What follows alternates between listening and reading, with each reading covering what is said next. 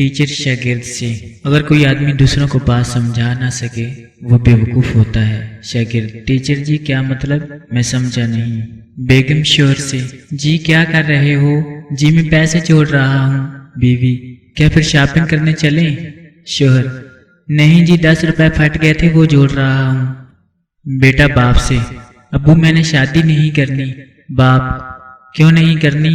बेटा: मुझे सब औरतों से डर लगता है। बाप: बेटा शादी कर लो, शादी के बाद सिर्फ एक से डर लगेगा। डबल सवारी पर पाबंदी। ये कहकर छोड़ गया रानी को राजा, डबल सवारी पर पाबंदी है, तू बस पर बैठकर आ जा। 3 चीजें कभी वापस नहीं आती: मुंह से निकली हुई बात, कमान से निकला हुआ तीर, चाय में गिरा हुआ बिस्किट।